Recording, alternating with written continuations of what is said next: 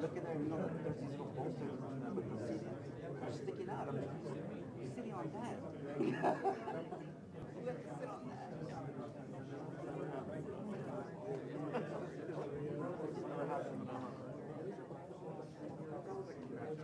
Sometimes I get nothing, sometimes everything's good.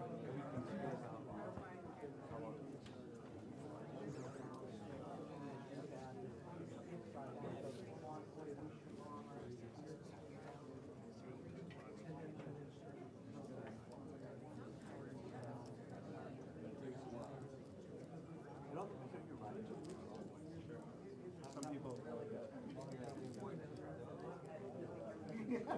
you like hear the radio freaking out. You're like, yeah, and they turn it down. yeah, you're like,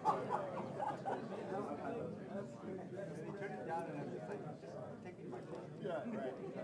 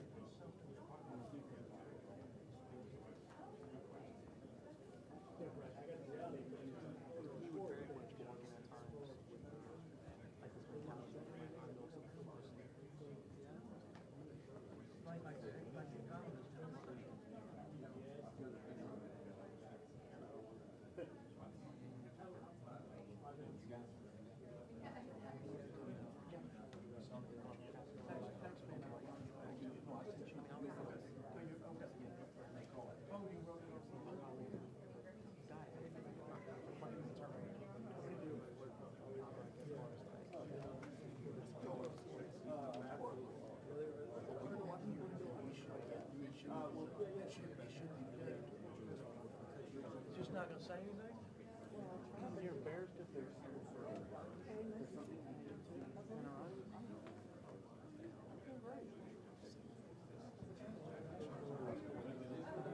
moved them all back to Robert.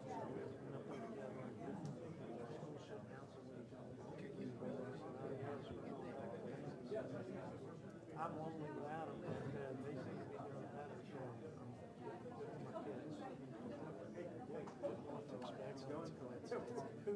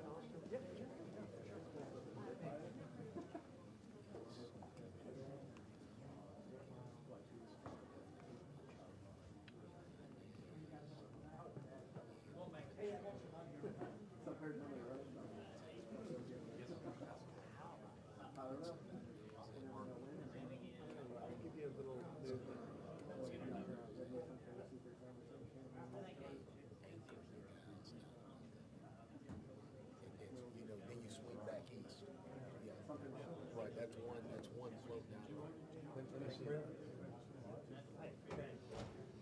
Won't be standing up.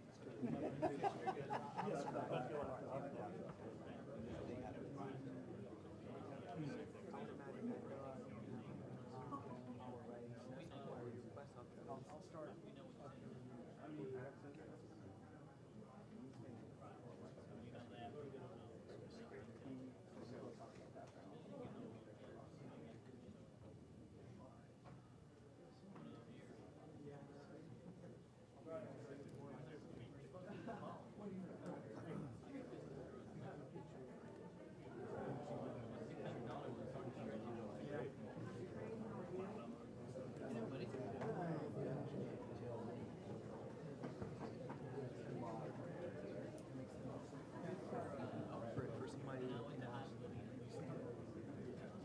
that would be considered a little temporary.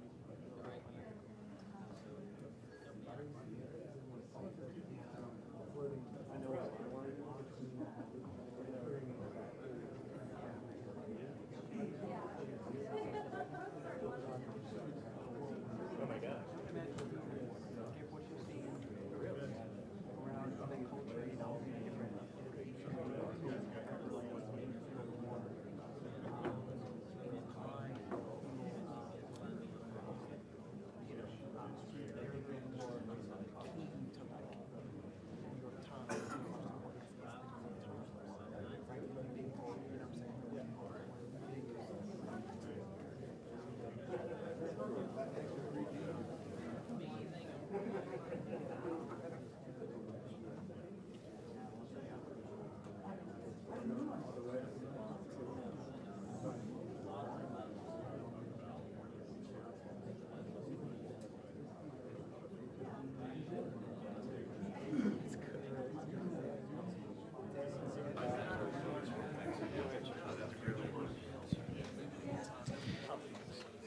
Excuse me, everyone. We're going to be getting started here shortly, so please take your seats. Thank you.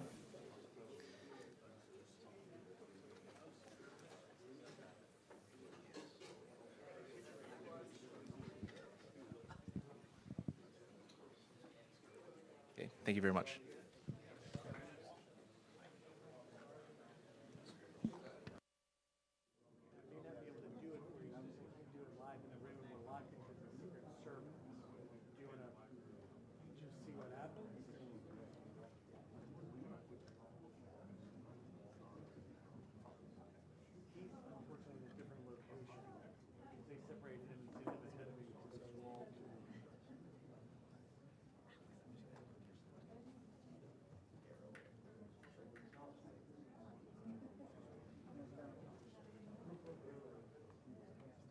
I got you. Okay.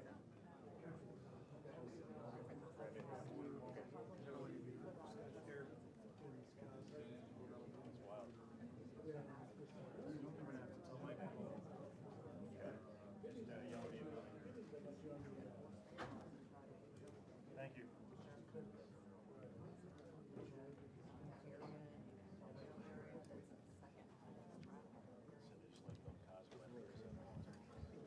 We're just sort of like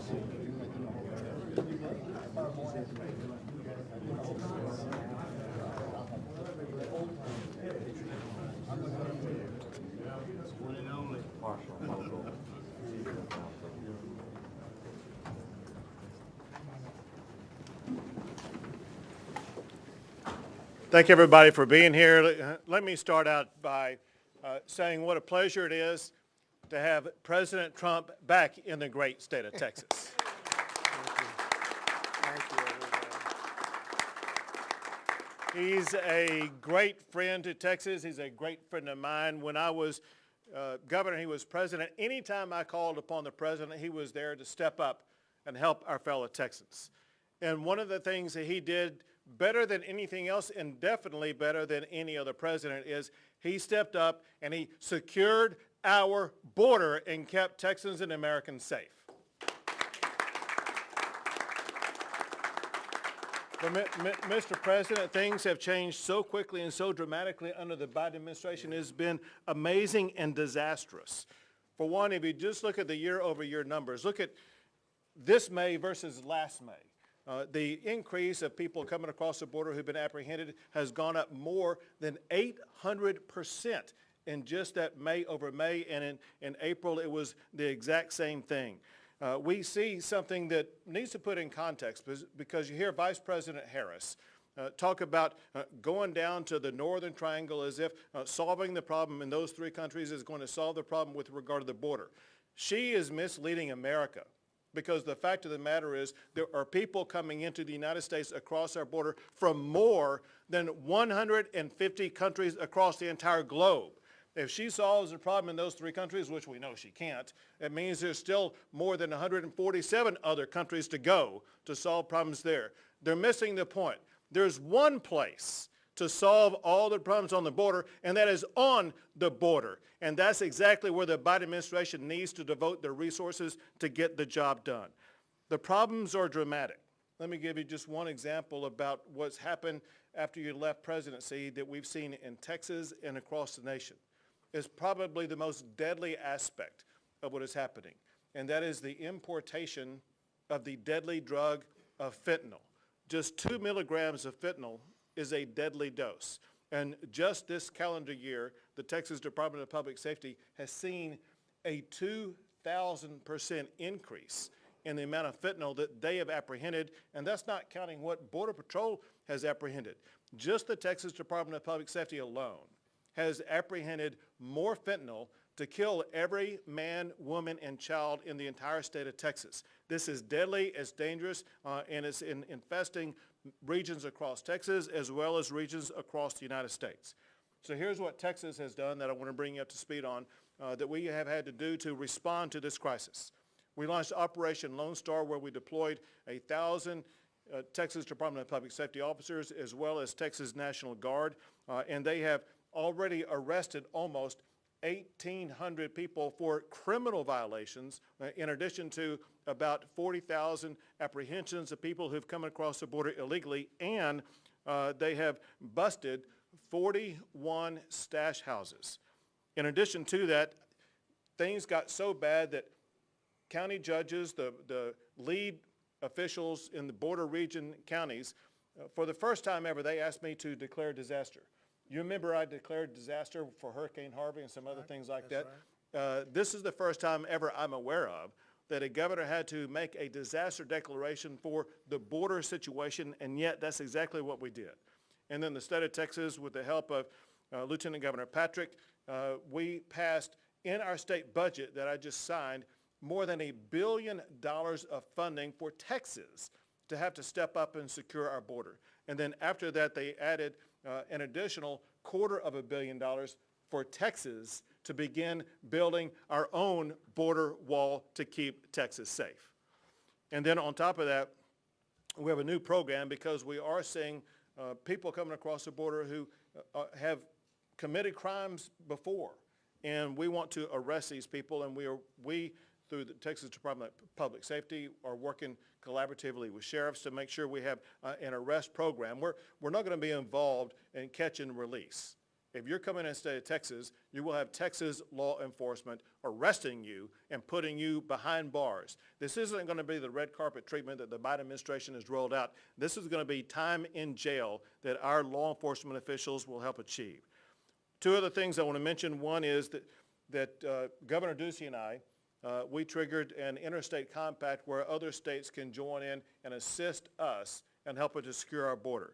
And I know I don't have all the states, but I do want to mention the ones that I do have that are stepping up to help out by sending resources. It could be law enforcement officials or it could be National Guard. We have Florida, Nebraska, South Dakota, Iowa, Ohio, Arkansas, Georgia, and more. Just know that the people of Texas, the people of America, thank you for stepping up and providing your resources to help secure the border, knowing full well that what comes across the border does not stay at the border. In fact, it goes to your states and other states across the entire country. Two other things, that I created a Border and Homeland Security Task Force that involves all of our local sheriffs who help provide advice and information about what needs to be done, as well as property owner groups, ranchers who have been decimated by what's happened on their land. And let me just close with that. We're doing all that we can for one reason, and that's because the way that the people along the border are having their lives turned upside down. I cannot tell you the number of stories that I've heard from people who have had guns put to their heads or guns brandished at them in their ranches, in their homes, in their neighborhoods. They're afraid to have their children go play in their yards. The ranchers have their homes invaded, their fences ripped up, their livestock lost, their game lost. It is a far more dangerous situation than it's ever been. The people of Texas have been pleading for us to be able to step up and help restore safety and security in their lives, and that is exactly why Texas is stepping up and doing a job that is truly the federal government's job, a job that you did, but a job that the Biden administration is completely failing us on. Now with that, there's going to be 3 law enforcement officials who will provide you additional information, and then we will look forward to hearing your remarks. And it starts out with the Director of the Texas Department of Public Safety, Steve McCraw. Thank you, Mr. President. Hi, Steve. Hey, Mr. President, thoroughly the governor underscored, I just wanted to make that point, that my entire federal and state law enforcement career, no president has done more to secure the border. Thank you, Steve, very much. We've got a mic coming for you here, Steve. Yeah. Take this here. In fact, you said that so nicely, I hope you say it again. Yeah, All right, let me try it again. Now it's on the mic. But there's no question that you have, and I know anybody in here that's dedicated themselves to law enforcement recognize that. And also, you've always backed the law enforcement community, and we appreciate that. So Thank you. God bless you. Thank you on that. Very much. And I can say this, just not because he's my rating official, but because it's true. Governor Abbott has done more than any other governor to protect its people, to protect the border, and to enforce the rule of law than any other governor in the nation. And I can also say, maybe much to the chagrin to our congressional colleagues that are here today, the Texas State Legislature has done more to support the brave men and women of the U.S. Border Patrol than the U.S. Congress has. I think they might agree with that, on that. But with that, Mr. President, we can begin. First slide, please. I was visiting with Sheriff Martinez, and we both agree that, and it's no question about it, that as a result of the U.S. government not securing our border with Mexico, it has transformed Mexican drug trafficking organizations that were relatively benign, focused on marijuana in the 80s, to the most dangerous, ruthless, vicious, and depraved criminal organizations in the world, and they're on our front door. Texas has 1,254 miles of the border with Mexico, and there's 63,000 square miles in the area that the cartels operate their smuggling operations, from Cameron County to El Paso County, and we're mindful of that. The Mexican cartels, because of the porous border, and they exploit it, they apply all the elements of military force, including command and control, logistics, intelligence, information operations, and the application of deadly force to support their criminal operations.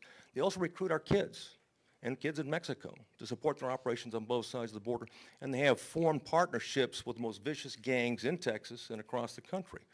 whether it's local, regional, or transnational gangs, it clearly is a certain threat and to a problem. In fact, if you have a drug problem anywhere in the country, you have a border problem. If it's cocaine, methamphetamine, fentanyl, and heroin, the Mexican cartels own it, plain and simple. And they work with the gangs in those communities, and they're responsible for a level of violence in those communities as well as a result of that. This all goes back to the border. If this slide here, you'll see that there's 6 of the 8 cartels that operate in Texas. And there's also 16 gangs that support their criminal operations in that area of operation. Next slide. The governor talked about consequences. Illegal migrant apprehensions during the period of time. This is just January. You can compare it between the same time last year, and you can see the dramatic increase that the governor talked about in terms of 800%. Next slide. Those are the numbers right there. And that's the difference between January of this year and January of 2020. You can see a 527% increase, from the same time period. And that makes a difference because what happened is immediately Border Patrol was overwhelmed because many of these were unaccompanied children and family units, and as you know, that they cannot, process them quick enough. So they're overwhelmed. It leaves a gap. And what does that gap do? It leaves an opportunity for the cartels to smuggle the drugs that we talked about, transnational gangs, and also criminals from around the world that exploit that. And we're mindful that we had in May of last year, but the governor talked about the differences. We had an 800% increase from May of 21 to May of 20. We also had a 500% increase in the number of special interest aliens that were apprehended on the border in May of this year. And that's a concern because we recognize, as people recognize, that criminals around the world recognize that there's an opportunity now to exploit the border and come in to use those avenues to be able to come in undetected. And that's a concern that we have here, certainly in Texas. Next slide, please. The governor talked about fentanyl, over 2,000% increase. That's what the Department of Public Safety saw. He talked about the number of deaths that it caused. Next slide. Our federal agencies. This is from EPIC. This means the federal FBI, ICE, HSI, Border Patrol. The numbers there are staggering. And the amount of people it could kill, over 130 million. I know the governor and I was talking about it. And it's amazing in terms of what's crossing our border at this particular point in time. Next. I'll conclude right now, Governor, with Mr. President, with one remark is that in March 4th, when Border Patrol was being overwhelmed, Governor Abbott made it clear. He directed the Department of Public Safety, working with the Texas National Guard and our local law enforcement partners, and certainly with Border Patrol, all 5 Border Patrol sector chiefs, to ensure that we're conducting, enhanced surge operations on the river, in the brush, on the ground, in the air, and we support the Border Patrol in a way that we can enhance the operations or the control of those particular areas. We've been doing that since that time. The governor talked about the statistics and what's more important in terms about what we protected in that area. We've deployed over 1,200 officers. Governor and the state legislature authorized another 100 troopers that will be deployed or provided in the border region. And we graduated an academy here in the next month that they will be deployed to the border as well, because the governor's made it very clear that you cannot have homeland security, you can't have public safety unless you have border security. And I can tell you, building the wall and building a fence, anything you can do to prevent the cartels from coming immediately off the river and into the United States is value added to law enforcement and is clear and must be a major part of any type of strategy. So with that, I'll turn it over to the sheriff to speak. Sure. So thank you, Director. So to explain further about how this is not just a border-related issue, how the issue and challenges come inland, we have with us today the sheriff from Tarrant County, Texas, which is where Fort Worth is located, Sheriff Weber. Thank you, Governor, and Mr. President, welcome to Texas, sir.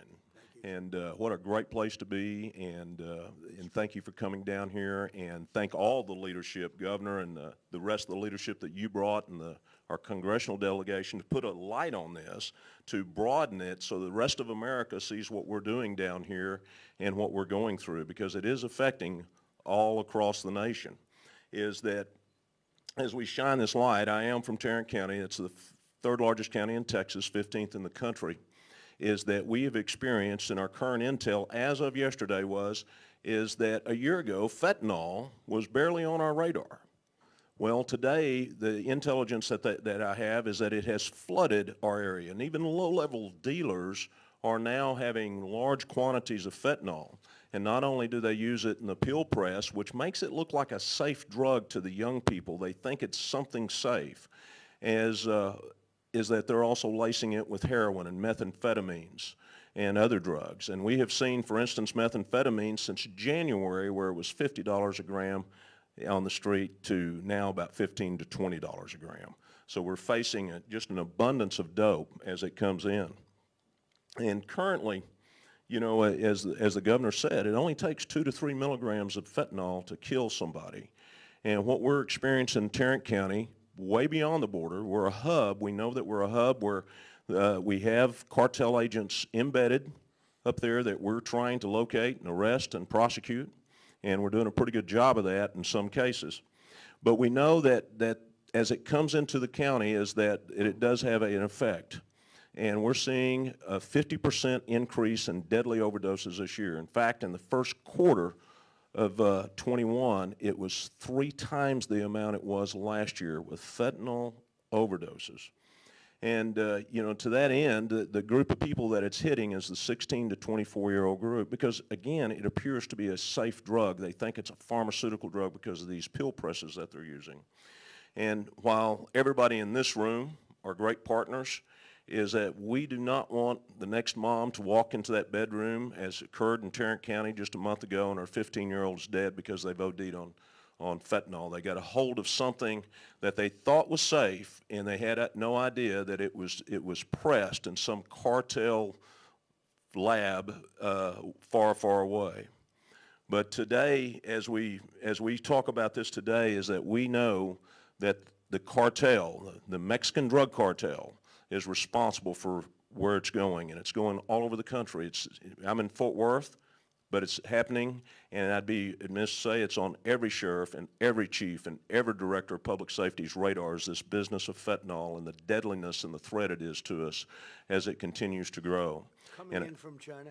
Pardon me? Coming in from China. No, sir, it's coming in from the cartel. That China is finding Are they getting it from China? They are getting it from China, but they find it easier to come through the United States. It's an easier port to come up through the United States. Yeah. And as we interview people we caught, that's what they're telling us way up in Tarrant County, is it's coming right directly from this border. And we believe because of all that, I certainly believe, and I believe the law enforcement in the room, is that the drug cartels of Mexico should be the #1 enemy of American law enforcement, plain and simple. And we need to draw a line in the sand to protect our children. And we also need our parents, if I may say, our parents need to invade the space of their children and know what they're doing on social media and know who they're connecting to, because we need everybody's help, or they're going to be walking into that bedroom, unfortunately, and that 15 or 16-year-old is going to be gone. Thank you, Sheriff. Thank you, sir. One last speaker that is also a sheriff that can tell you a little bit more about a different type of deadly consequence of the open border situation is Sheriff Martinez from Brooks County. Good morning, Governor, President. Welcome to Texas. I'm going to highlight Brooks County as it is. We're 70 miles north of the river. We do have one of the busiest checkpoints there in the Southwest Corridor. Real briefly, between June the 22nd and Friday the 25th, we recovered 7 bodies in the brush. Okay. Now, in June of 2020, we had 4 bodies recovered. In June of 2021, we had 16 bodies recovered, 300% increase. Okay. Now, lost collars from June the 21st through June the 27th, we've had 25 separate lost collars calls to the 911. Now, as a result of that, we only 17 were recovered, and that kind of goes back to the fact that the bodies were recovering. And of course, all these recoveries, I have a good collaboration with the local border patrol. That's our resource.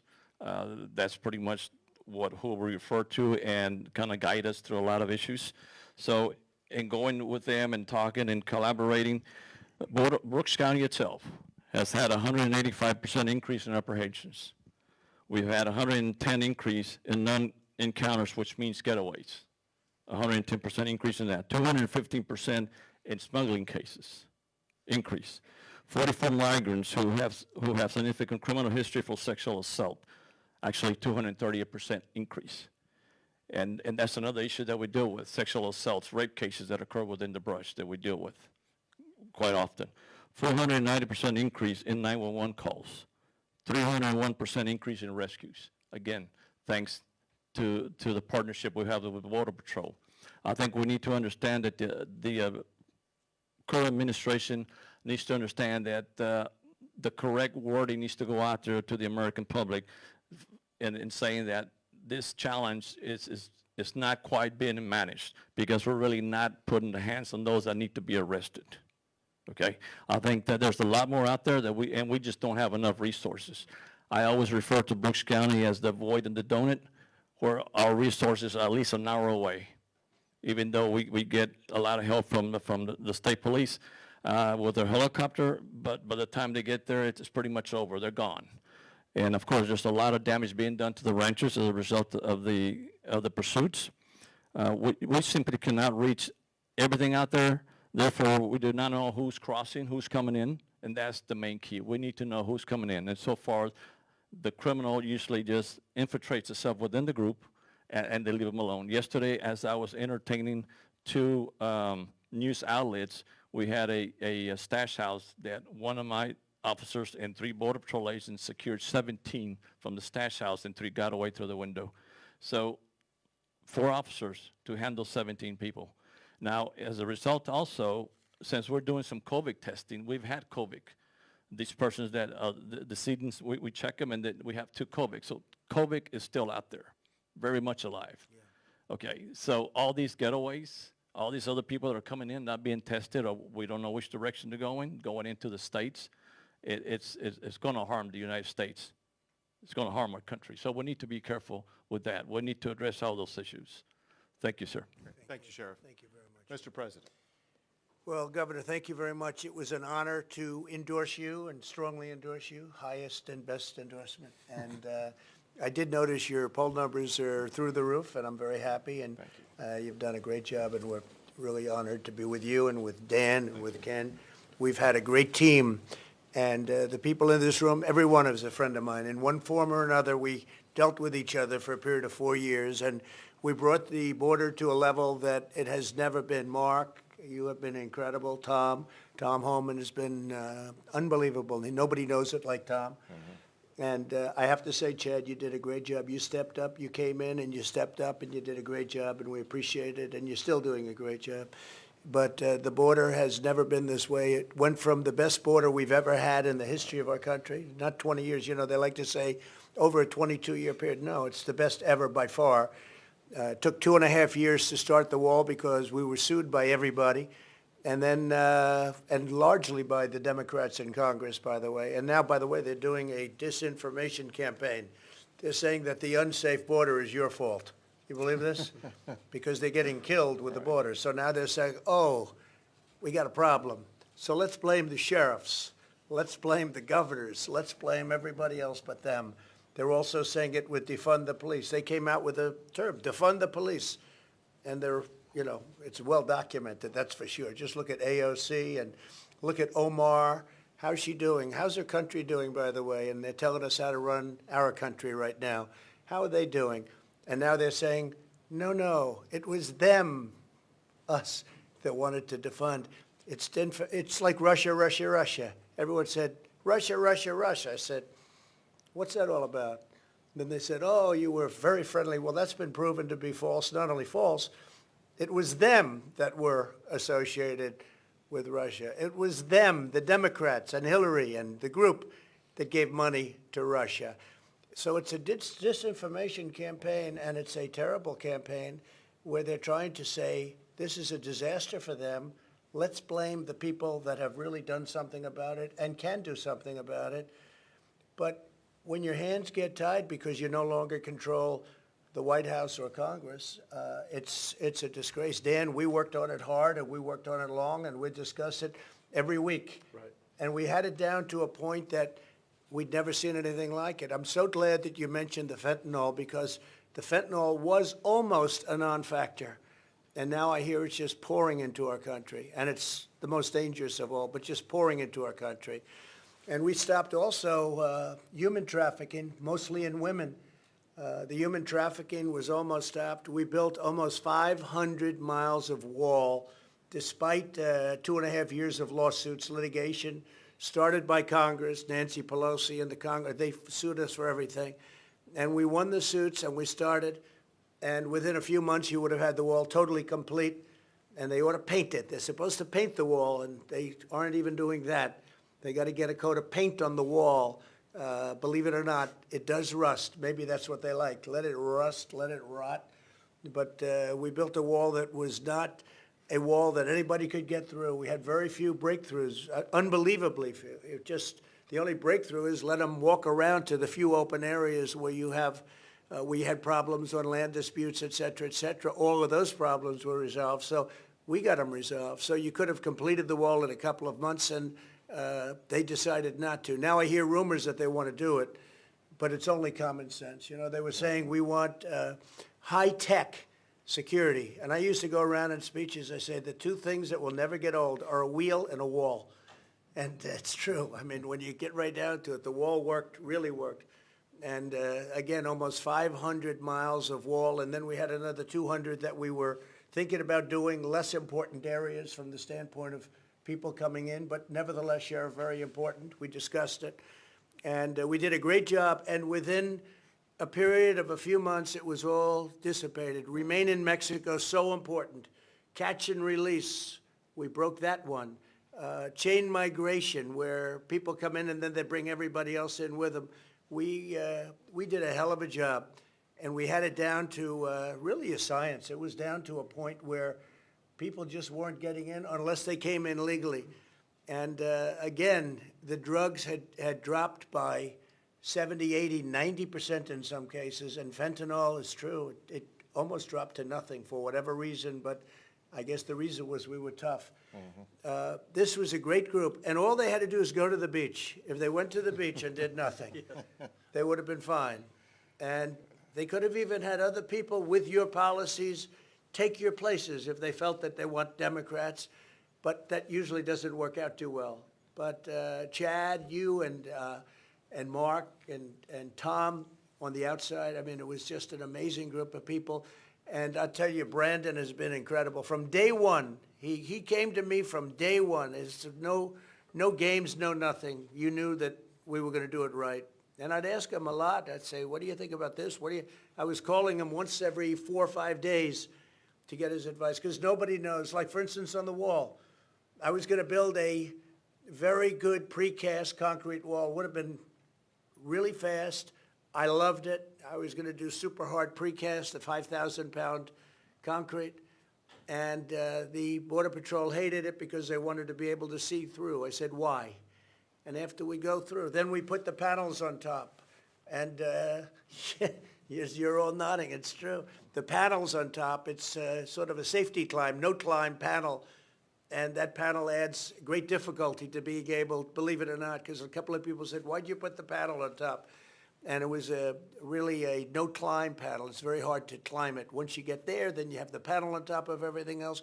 So I did it 100% as per Border Patrol, ICE, and everybody else in conjunction, even with your top people. We designed a wall that was terrific. You know, you see it as steel, but it's not really. It's steel on the outside. It's hardened concrete on the inside of the bollards.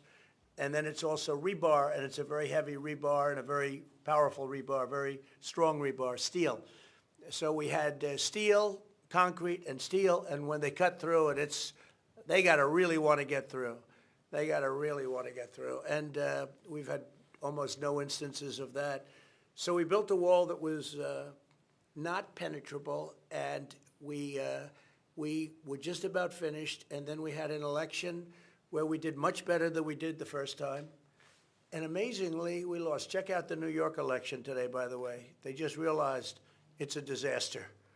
They're unable to count the votes. Did you see it? It just came out. They're missing 135,000 votes.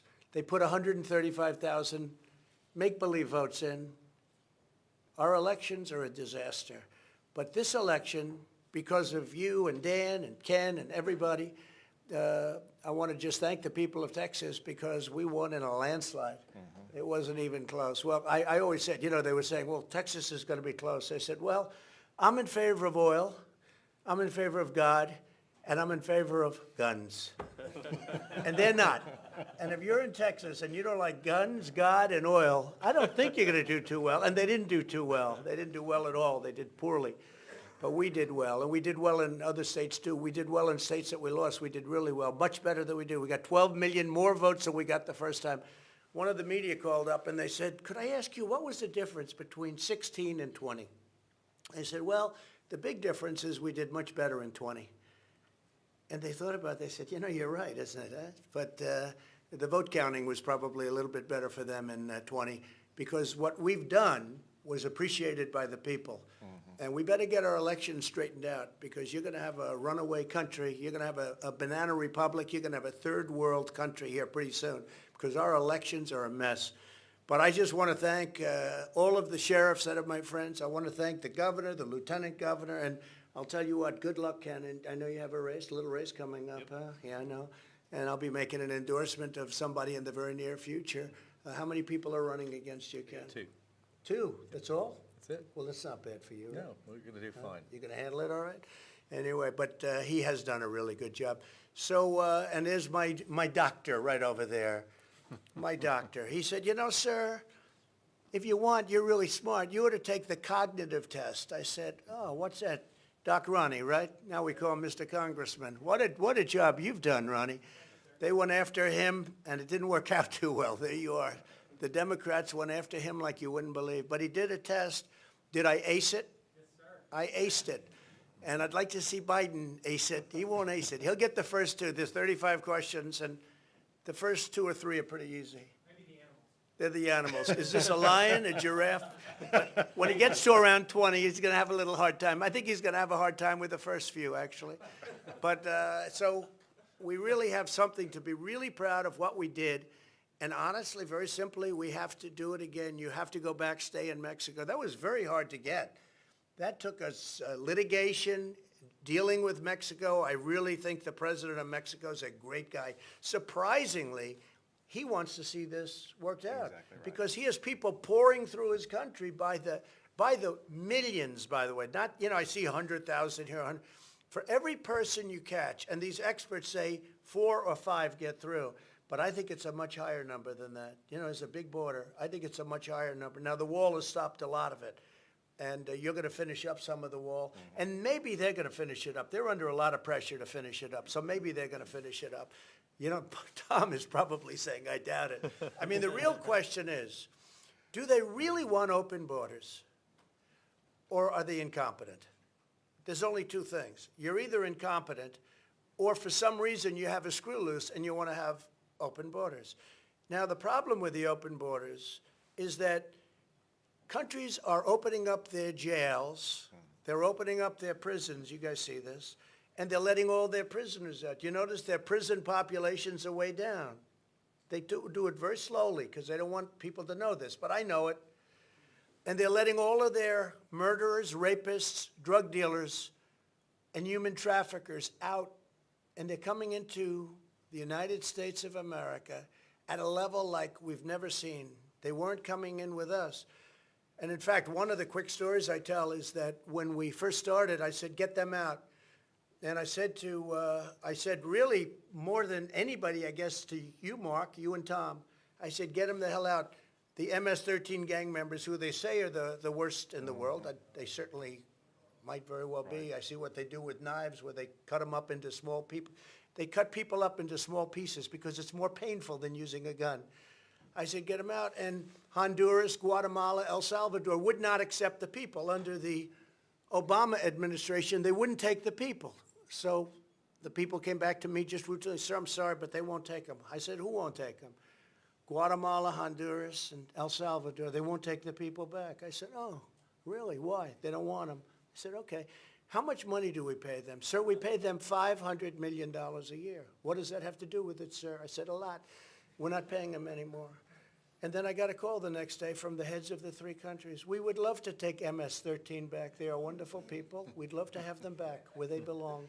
And we never had a problem after that. But now I understand they're not taking them back again because we don't deal with those countries right. I got along with the 3 people plus the president of Mexico, beyond. He's a fantastic man. He really is. He's a fantastic man. Very different persuasion. His thought process is very different. Could be on the socialist side. But I'll tell you what, we worked along really well together, and he's a terrific man and a terrific person, and he loves Mexico. I will tell you that. But we opened it up. They used to have airplanes on the runway, so we couldn't land our planes with their MS-13 horrible criminals in the plane. So we couldn't land them. We couldn't get buses back. And once I did that, they took them all back. So we had all these great policies going, and they were all ended. One day they were ended. This didn't take place over 3 months or 5 months. This took place in the first week. They were ended. It was almost like they were ended because I did it. But, you know, we did a great job. In the history, and I appreciate what you said, Sheriff, because in the history there's never been, and not me, all of us together, there has never been a border so secure as the border, the southern border that we have. And now it's opened up. And don't kid yourself, they're coming in from the Middle East, and they're coming in and they're bad. They're coming in from the Middle East. I'd say, well, where are those people from? Sir, they're from Yemen. Oh, really, Yemen, right? How's that all about? They would dump them off in South America, and they make the journey up because it was easier to get through that way, through the southern border, and that stopped with us. That stopped fast. And now we have an open, really dangerous border, more dangerous than it's ever been in the history of our country.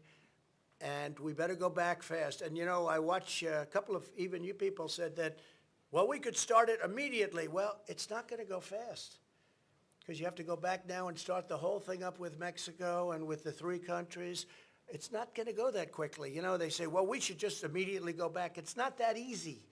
This was a lot of hard work and very good negotiation. We did great negotiation.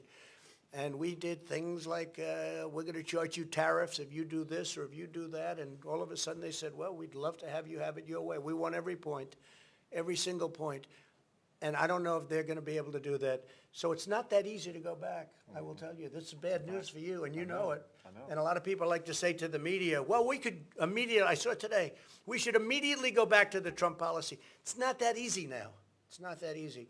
But we have a sick country in many ways. It's sick in elections and it's sick in the border. And if you don't have good elections and if you don't have a strong border, you don't have a country. So with that, we're going over to the border right now. But we're going to the real part of the border where there's real problems, not a part where you look around and you don't see anybody. We're going to admire the wall and how it works because wherever we have the wall, that's what made the big difference. It made tremendous difference. And I just want to thank the people in this room. You have been incredible, incredible partners, including those characters back there that are all friends of mine. Every single one. Good job on television yesterday morning. Really good, Brian, I tell you, really good.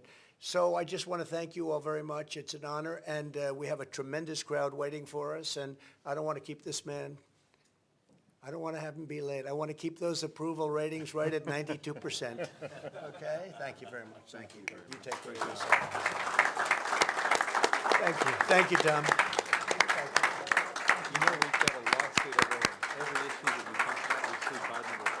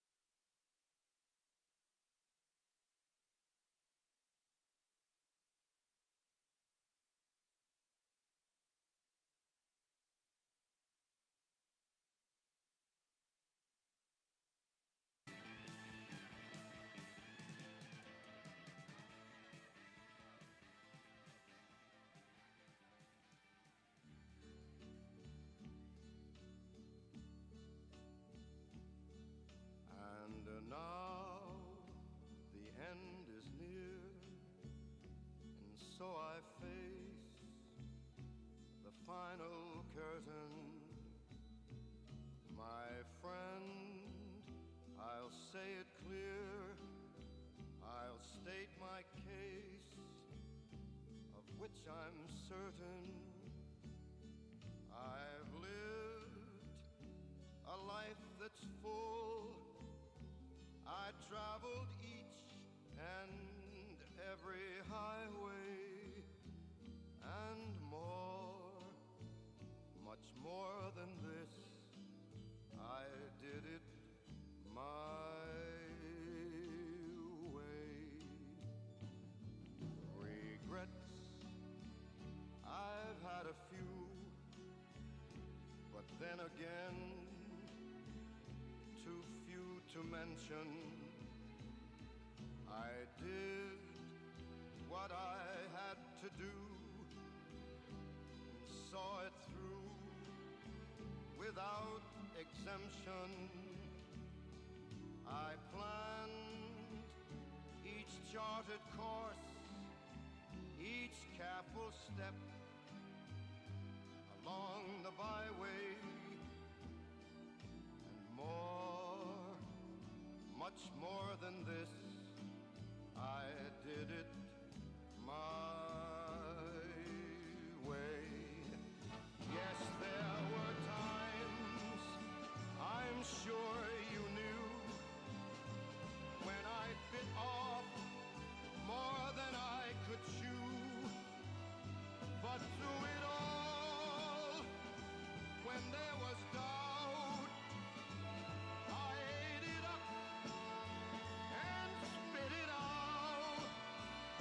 I faced it all, and I stood tall and did it my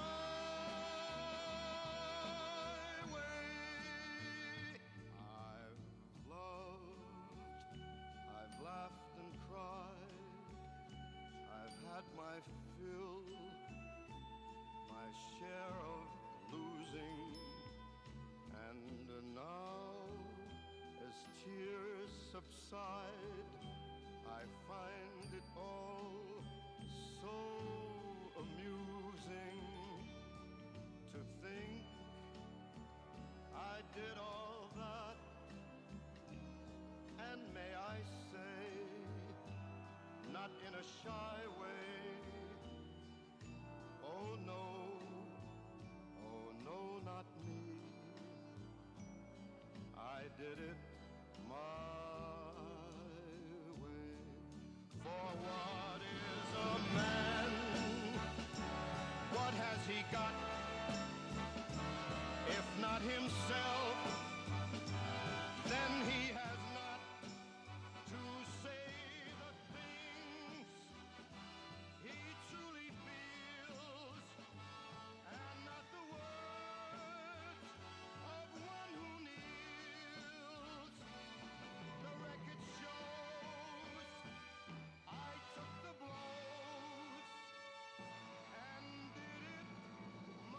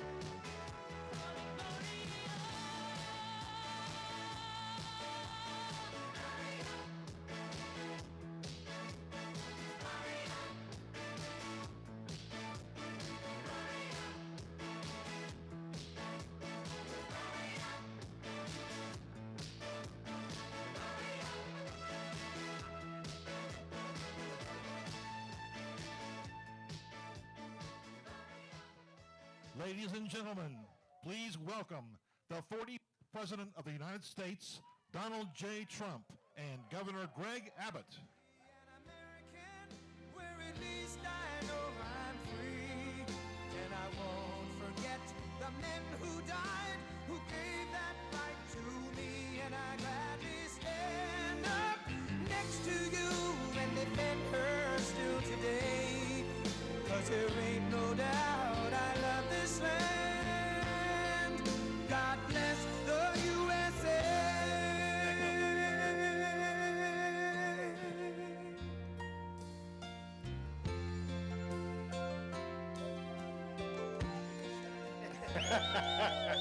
From the lakes of Minnesota to the hills of Tennessee, across the plains of Texas, from sea to shining sea, from Detroit down to Houston.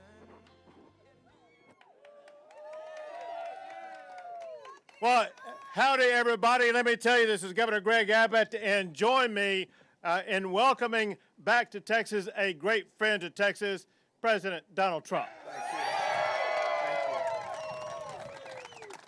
He's always been a great friend and a lover of the people of Texas, but I got to tell you what, he did more than any other president has ever done to secure our border. And we've seen what's happened in the aftermath of his presidency with the Biden administration. You look at this border, and you look what you see. You see an unfinished border.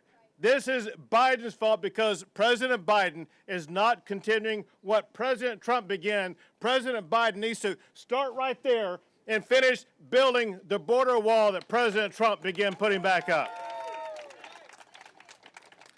As you can tell, President, is far different than it was when you were president, but it's more than just the wall. It's the consequences of what has occurred because of the lack of a wall. Get these numbers because look at year over year. The increase in the number of people coming across the border from last April to this April is almost 1,000%. The percent of apprehensions from last May to this May is increased almost 800%. And we are having people coming not just from 3 or 4 countries across the globe. People are coming across our border from more than 150 countries across the entire globe. It is time to make sure we seal this border and close it down. The difference is the open border policies that the Biden administration has put in place. But that difference is felt most harshly among our communities, among the families who live here in Texas, as well as across the entire United States of America. But including the people coming across the border are cartels and gangs and smugglers and human traffickers. And we have the Texas Department of Public Safety that we've launched what's called Operation Lone Star. And the Texas Department of Public Safety, they are stepping up to assist and trying to secure our border. And now we need to take a moment. And we need to express our gratitude for the men and women of the Texas Department of Public Safety who are working to do their part to secure our border. We have deployed about 1,000 Texas Department of Public Safety officers, and on top of that, we've also deployed Texas National Guard, and they also deserve a big round of applause for the Texas National Guard for everything that they are doing to help secure our border. So in just the past few months, the Texas Department of Public Safety has arrested almost 1,800 criminals who have come across the border, and in addition to that, apprehended almost 40,000 illegal immigrants who crossed that border. Also, the Texas Department of Public Safety has raided 41 stash houses. And get this, they've apprehended such a dramatic increase in fentanyl. It is a 2,000% increase in fentanyl they've apprehended for the first 6 months of this year compared to the first 6 months of last year. This fentanyl is deadly and it's dangerous, and it's going throughout communities across the entire state of Texas as well as communities in other states of the United States, and the Biden administration is doing nothing to slow the spread of deadly fentanyl across our country, and that is exactly why we need the Texas Department of Public Safety and the Texas National Guard on our border. But get this. This is a story I'm going to tell you that was tweeted yesterday by a Border Patrol officer about an arrest they made yesterday. This happened yesterday. Rio Grande Valley Border Patrol agents arrested 7 criminal immigrants. 4 were gang members. 2 had been convicted of sex crimes. 1 had been convicted of negligent homicide. There is a 500% increase in criminal migrants apprehended coming across the border. That must be stopped. And let me tell you who's trying to help stop it. And he is, however, we need to recognize somebody else who's trying to stop it. And that is the men and women who serve in the Texas legislature. Thank you all for what you do, because here's what they did. They appropriated more than $1 billion for Texas to step up and do the federal government's job and to secure the border. And then on top of that, there was an additional appropriation of almost $250 million for Texas to begin building the Texas border wall. And that process has already begun. We've already begun clearing out land, acquiring land, and we're going to begin the process of putting the border wall up, just like President Trump did, just like what President Biden should be doing. But let me go back to one final point. We need to emphasize exactly why we're doing this. We're doing this because our fellow Texans and our fellow Americans, they're being threatened every single day. I've talked to people from in this region all the way up to Del Rio. Their lives and their property and their families are being overrun with the people who are coming across the border. I cannot tell you the number of people who have told me that they've had guns brandished in their faces. Their children live in fear about just playing in their own yard. Neighborhoods are overrun. Property is being broken into. Ranches are being destroyed. And the federal government and the Biden administration does not care about it. As a result, Texas has to step up and protect the safety of our fellow Texans, and we will continue to do so. But we know that the person who led the charge to get us here in the first place, a person who loves Texans, who loves America, and he puts Texans and Americans first, and that is the man who began to build the wall, the man who did more to secure the border than anybody and any president ever has, and that is President Donald J. Trump. Thank you, Greg. Well, I want to thank you. What a great partner you've been for 4 years, and we worked together. I endorsed you last week very strongly. I say complete and total. I gave him a complete and total endorsement, and I'm glad to see that you went up like a rocket ship. You were up high anyway, but now you're really high. And I guess a lot of people that were thinking about running, they say, we're never going to beat this guy. And they shouldn't be able to beat you. You've done a great job, and it's an honor to be with you. Thank you very much. Thank you. You know, we have the largest contingent of Congress ever at one point. I wasn't going to read your names because there's too many of you, unless you want me to. Should I read them, Billy? Tell me, should I read them? Your name's not even on here, but I got my guy there. But I want to just thank everybody. I think I should really. First, I have to start. Unrelated, a friend of mine, the head of my campaign in Texas, remember they said, oh, Texas will be a very close. Well, it wasn't close. We won in a landslide. And you have a lieutenant governor who's been a friend of mine from day one, from the day we met him, and he's gotten more gray over the years, okay? In fact, over 4 years, you've gotten a lot grayer, right? And you look fantastic, and you did a fantastic job for me. And Dan Patrick, I want to thank you very much. What a job you did. What a job you did. And Ken Paxton. I call you an activist. You are active, and you helped us a lot. And if you did the same job that they did in Georgia and a couple of other places, we might not have won Texas, but we won because we had strong laws and strong access. People had access, but people that were supposed to vote had access. And the job you did, I'd like to congratulate you and Dan and the governor, because the election was an incredible thing. It ran smooth, and we won like we were supposed to win, as opposed to other states that we won, but they don't show that way. And as you know, the border was a big, big factor for the first election. Somebody said, how big was the border? I said it was so big that it helped me win the first election. And then we did such a good job that, frankly, it wasn't a factor in the second election. That's all it was. And yet, remember, we got 12 million more votes in the second election. So with or without, thank you, Lauren, I appreciate that. But with or without the border, we won at a level that was nobody's ever seen before. And we got 12 million more votes. One of the fake news media was saying to me the other day, tell me, what was the difference between the first election and the second? I said, well, the difference was I did much better in the second, which is true. And those rallies, we had 58 rallies, average crowd, 25,000 people, and we'd do some of them on one day's notice, and you'd get there, you'd have 40, 50,000 people.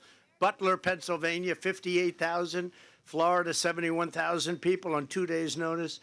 And by the way, we were great in Florida. We were great all over. And I just want to thank everybody. The election was incredible. What we did in this election was incredible.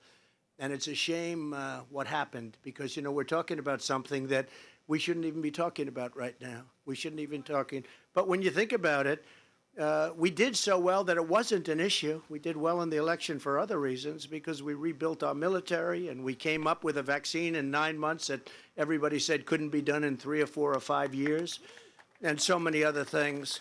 And I also want to thank, because I see him, Jim Banks is here, the study group. Where's Jim? Jim, where are you, Jim? You know, and he's another guy that I'll tell you, he's called strong, silent. Not all of our congressmen are strong and silent, and certainly our congresswomen aren't strong and silent. That we know for sure. Right, Lauren? So, Jim, thank you very much. Appreciate it. Great job you're doing, too. I want to thank you. And Jim Jordan, what a great job Jim Jordan has been doing, too. He's an activist, but he's an activist for good. So some of the names, we have Jody Arrington. Thank you. Good. Thank you, Jody. Doing great. Brian Babin, I loved watching you on television yesterday, Brian, wherever you may be. You did a great job yesterday on television. I watched that. August Pfluger. Where's August? August, great job. Fantastic. And my doctor, Ronnie Jackson. He came to me, he said, you know, sir, I'm thinking about running for Congress. Where? Texas. Well, Texas, you got a shot, I'll tell you. And what do you have, 24 people in the race? And we endorsed him. And I said, just get him into a runoff. He got into a runoff with, I'm sure he was a very nice man, but I didn't like him because he wasn't for my Ronnie. And I don't know if he's a better doctor or a congressman. He actually said I was the healthiest president in history by far. And he said, jokingly, of course, you know, they take it. He said if he would stop eating fast food, he'd live for 200 years. And they really went after him on that one, didn't they? But Ronnie is great, and he's doing an incredible job already in Congress, and it's great to see you out here. And I'm proud of you, really. I mean, you know, you had like 22 people. I think it's the most Trump district in the United States, somebody said.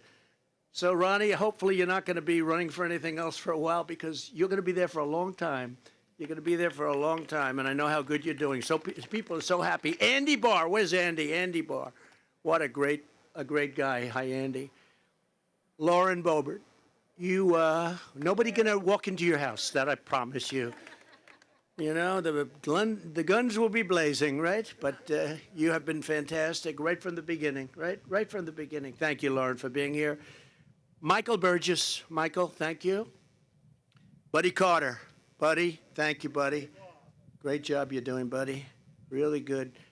A man that I think has got the best face in the business. He's a terrific guy, and he's a friend of mine, and he comes from an incredible state where they were very nice to me, right? We won, and there was no question about it. Madison Cawthorn. Madison, thank you. Best. And youngest, I think, you know, I'm not going to get into the little tricks. They say, well, in 1867, there was somebody, forget that stuff. It was like a temporary. He's the youngest congressperson ever in history of Congress. So are you still 25 or? You're still 25. Wow. So he was a young 25 when he got it. That's something. Billy Long. Does everyone know Billy? Huh? Does everyone know Billy? I could have you do your thing. Do you want to do it? Do you want to say a couple of words? Go ahead. Let's auction off, not the governorship, not the presidency. How about auctioning off the rest of the wall that should have been built? Go ahead, Billy.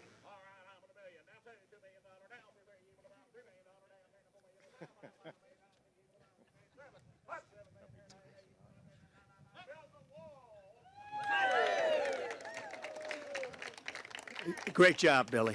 Great job. We appreciate you being here. Michael Cloud. Michael, great job this morning. Great job. Thank you, Michael. Pat Fallon. Pat. Way to go, Pat. You've been right there from the beginning. A man who's quiet, but very special to me. And he's tough as hell. He'll come, sir, I don't like the way they're treating you here or there, and you got the wrong guy in this job, and he's usually right about that. Louis Gomer, thank you, Louis. You've been a real friend of mine, Louis. You've been a real friend of mine, and a great friend to Texas. You love this place, huh? You love it. They love you, too. Bob Good. Bob. Thank you, Bob. Fantastic, Bob.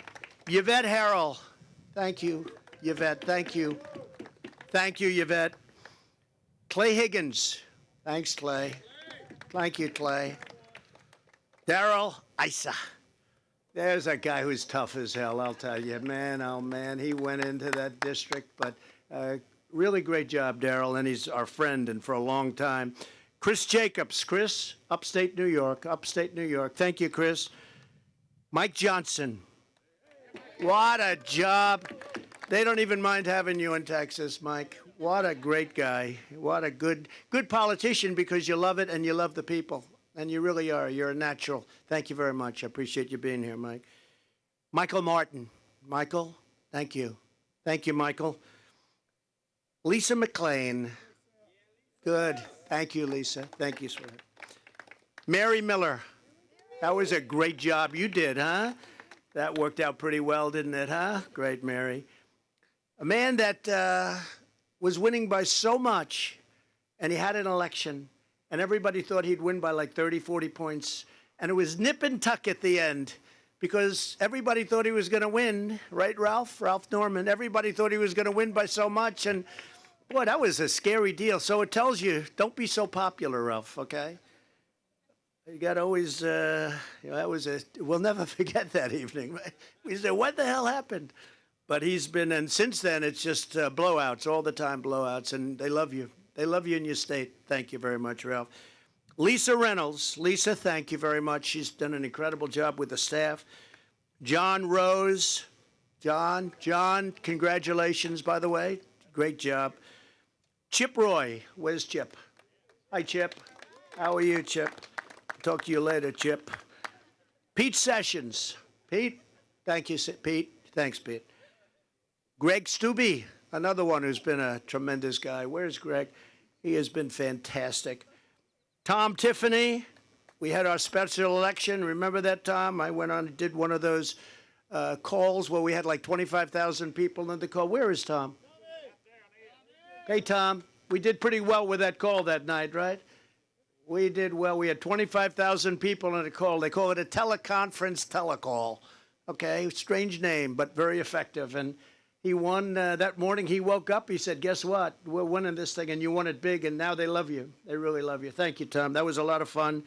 Randy Weber. Randy is terrific. Randy, thank you, Randy. Great job. Roger Williams, I'll tell you, he's a hero. He can take shots to the leg or the body. It doesn't matter. He's still out there kicking, and he's still a handsome guy. That was some ordeal we all went through, wasn't it, huh? With Steve and everybody. It was incredible. And Lauren Ziegler. Lauren, thank you. Thank you, Lauren. Thank you, Lauren. Thank you very much. So we have others, but I think what we're going to do, see those reflexes? They're pretty good. I think what we're going to do is talk just for a couple of seconds about how well we did. Nobody's ever done what we've done. And when I say we, all of the sheriffs who I love, who I hear, many of whom are friends of mine, they're incredible. They worked with Ken, and they worked with Dan and the governor and myself, and the job they've done is unparalleled. There's never been anything like it. One of the folks, before we had a meeting, we had a roundtable, and they were talking about fentanyl.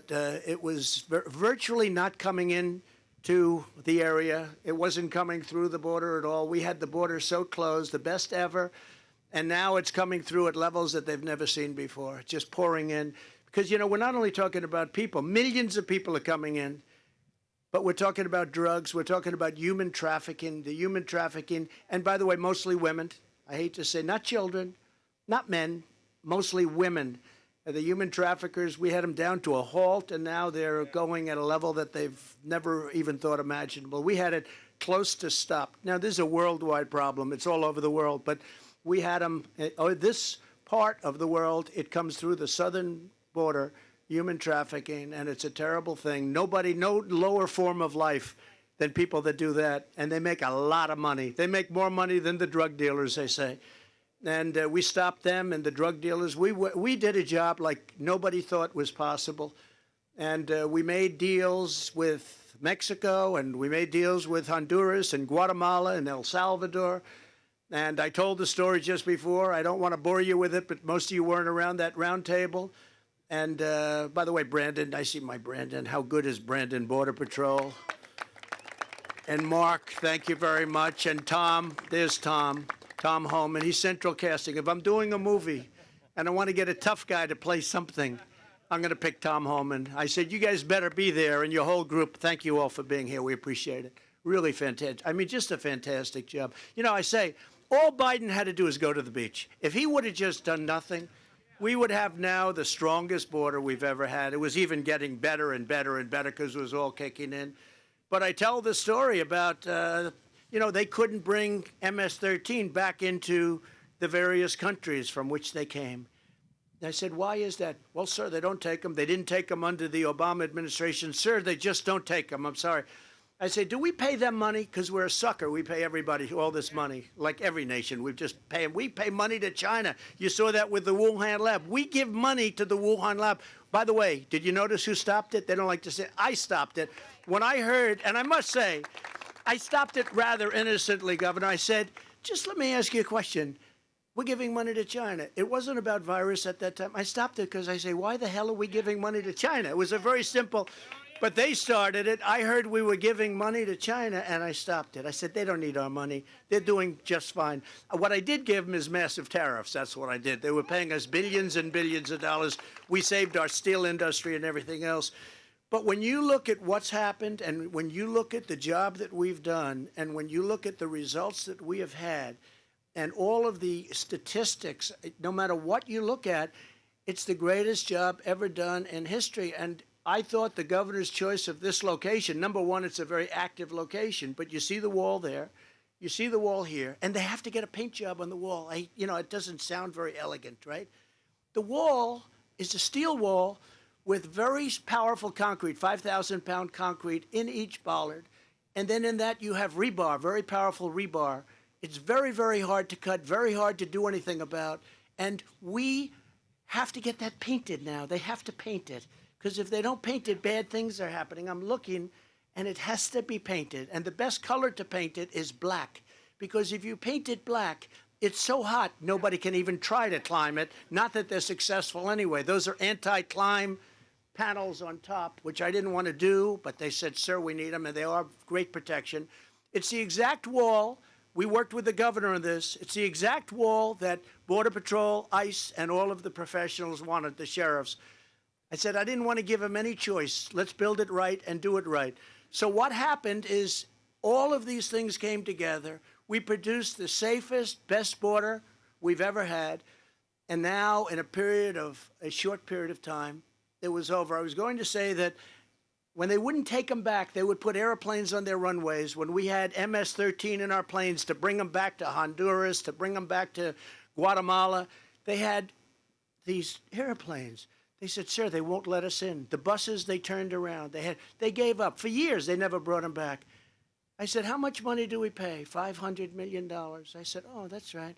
We're not paying anymore. Explain to them that they are delinquent in so many ways. We're not paying any money. I got calls from the three heads of the three countries, who I get along with very well. And they said, sir, you're not paying us anymore. I said, that's right. They said, sir, we would love to have MS-13 back in our country. We think they're wonderful people. And we were bringing them in by the thousands, getting them out. And now they're sending them back because what they're doing is opening their prisons, and prisoners, murderers, human traffickers, All of these people, drug dealers, are coming back into our country. They're coming in through the caravans, not everybody, but they're dotted all over the place. You remember the CNN reporter? What did you do? Murder. And she goes, what? Murder. And they immediately turned off the camera. Remember that? So we did a job like nobody's ever done. The only thing I disagree with, I've heard a lot of you people say, we have to go immediately back to the Trump policy. Not that easy. I made a deal with Mexico. Stay in Mexico. You can't come into this. Stay in Mexico. They let the deal lapse. Not that easy. I love the president of Mexico. We have a great relationship. We have a slightly different political philosophy, but he loves Mexico, and we made great deals for both countries. We made great deals. And we made that deal. Stay in Mexico. You think that was an easy one to make, Billy? Do you think, Louis, when I tell him, sorry, it's called, we're not going to tariff your cars, but if you do, we're going to tariff. You know, they did take 32% of our automobile. You know, they make 32%. Over the years, not with me, they took 32% of the automobile manufacturing in the United States. Can you believe it? So I said, I hope we can do this. Otherwise, we're going to put a 10, then 15, then 20, then 25% tariff on. And they agreed immediately to do it. So we have stay in Mexico. We ended catch and release. Catch and release. You catch a murderer. You take his name. They don't have phone numbers or addresses, by the way. Take his name and you release him into our country. And you tell him, come back in 3 years for a trial. Nobody comes back. Only the really stupid ones comes back. It's like 2%. They don't come back. So we did that. So many other things we did. It doesn't go that fast. You got to work on it because they are destroying our country. Biden is destroying our country. And it all started with a fake election. And you take a look at New York right now. New York went through an election for the mayor of New York, and it is so mixed up and messed up. Nobody's ever seen anything like it, but I did, because if you look at the congressional election in New York, or go to Bethlehem, Pennsylvania, or go to many other places, the same thing. And now we talk about the big one, because the big one was won by a very different person. And you wouldn't have these problems. This wall would have been completed. Within 2 months, everything could have been completed. It would have been painted, not sitting there rotting and rusting. It would have been perfecto. It was all set. The contractors were great. Now they're contacting contractors and saying, would you go back? You have to understand contractors. Nobody's smarter.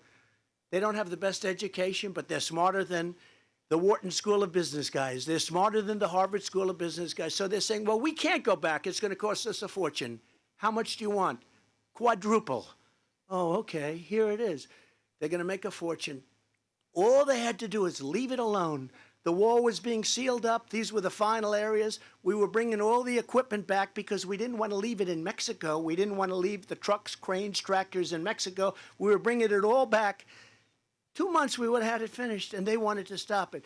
They stopped the first day, a thing called the Keystone Pipeline.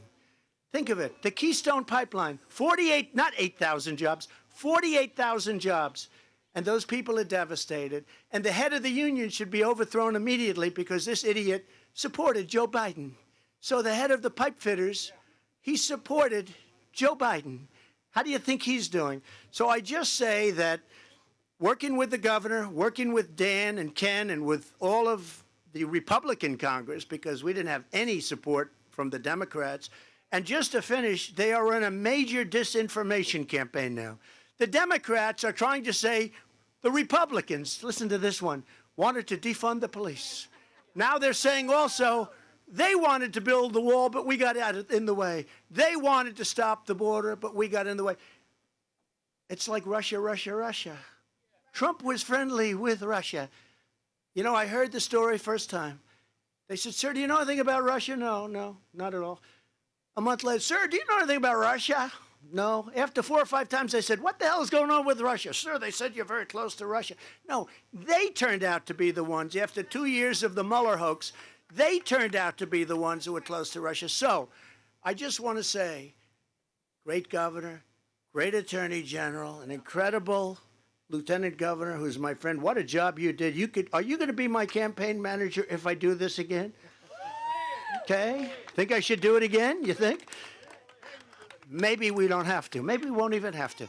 We'll win it 3 times. I mean, you know, make it a little bit different. So I just want to thank everybody. You're an incredible group of people. It's an unbelievable state. And thank you, Jim and everybody. Thank you for all of these incredible congressmen that came and women. We appreciate it. Thank you, Lauren, very much. I'll see you soon. Thank you. Governor, congratulations. Congratulations. Thank you, everybody. Congratulations.